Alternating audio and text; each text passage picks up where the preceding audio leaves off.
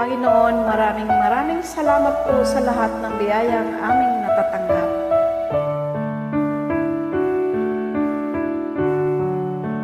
Salamat sa iyo, aking Panginoong Jesus. Ako'y inibig mo at inaking lubos. Ang tanging alay ko sa'yo, aking Ama, ay buong buhay ko, puso't kaluluwa. Hindi makaya na maipagkaloob, mamahaling hiyas ni gintong nilukong.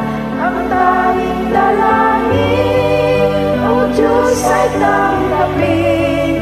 Ang tanging alay ko nawa'y gamitin.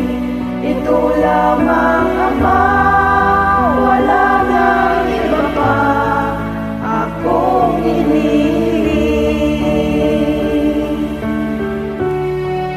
Di ko akalain na ako ay binigyang pansin.